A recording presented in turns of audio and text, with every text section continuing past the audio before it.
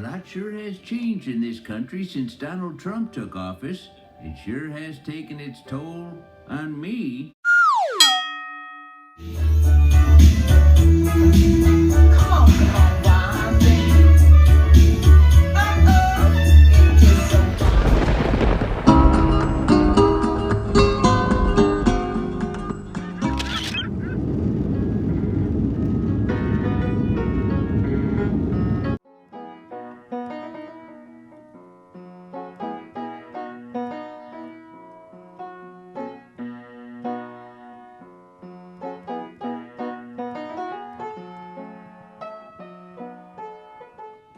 The world is a beautiful place to be born into, if you don't mind happiness not always being so very much fun.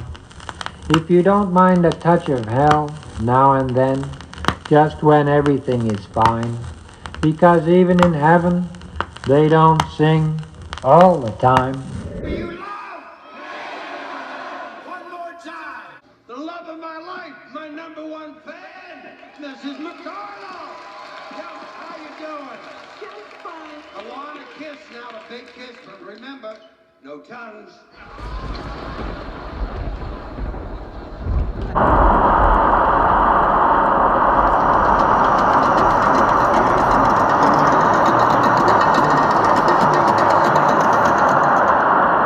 We called it the Gingerbread House, but that was later.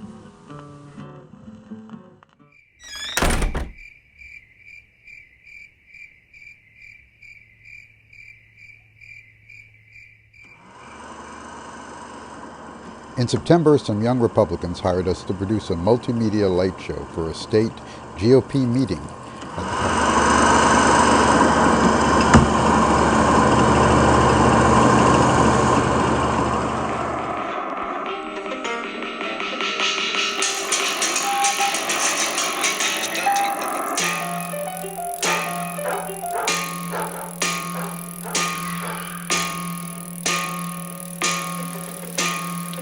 the ideal place to play out an unusual artistic vision.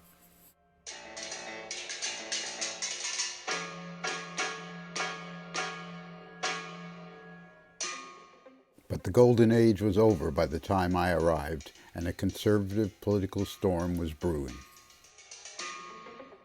At its center was the high school. Now, Anthony Union High School was thriving. A new campus, engaged students, creative faculty, even professional-level productions of big musicals like West Side Story, The Fantastics, and My Fair Lady. It wasn't all about the arts. There were also innovative vocational programs and volunteer projects like Duo, a state idea. The name stood for Do Unto Others.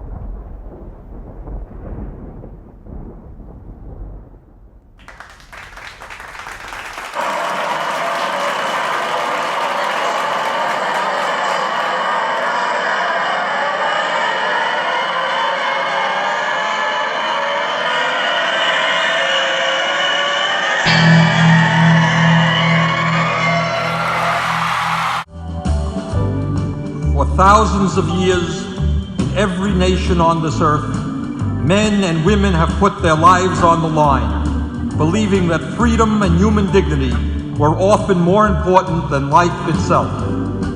Spartacus believed that when he and his followers took on an entire Roman army, rather than to submit once again to enslavement. And Harriet Tubman believed it on those dark and lonely nights when she risked her life over and over again, leading her brothers and sisters out of bondage on the Underground Railroad. And the workers in our country knew it when they stood up to the bosses and the government and fought to create the unions that would provide them with decent wages and decent working conditions. Freedom, dignity, the willingness to stand up against the mighty and the powerful, the human spirit.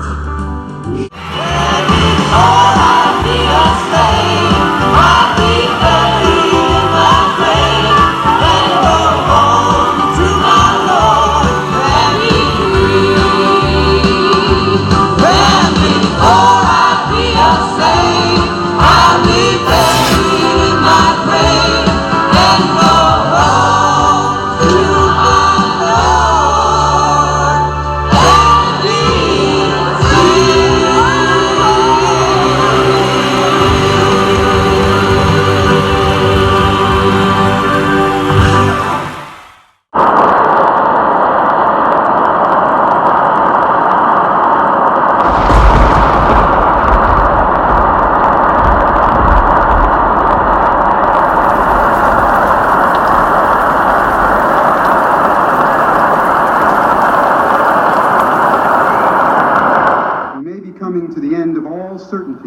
and security about our existence on this planet. And this change dwarfs almost every previous event in human history. We can't avoid living with the consequences of that now. We are certainly no longer secure.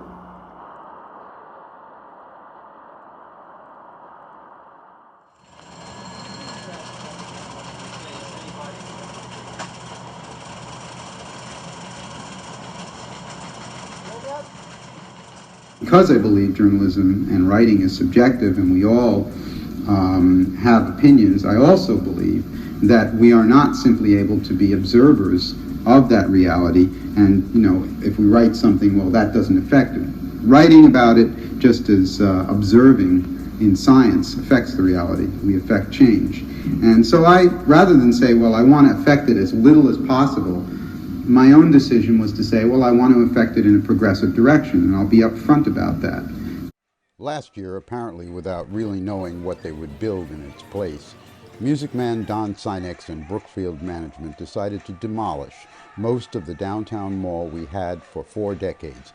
Yes, it was flawed and seemed to be failing, but if this isn't an act of municipal vandalism, it's a monumental mistake, one for which both Brookfield's music man and Burlington's mayor share the blame. This is not a business, this is not a project.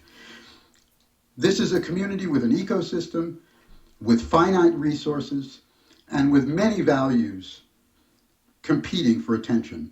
One value is being treated as the most important, growth, and I say we should begin to question that. And I hope you'll join me in trying to find a balance between preservation that we all want and the changes in the way we do business that we really need.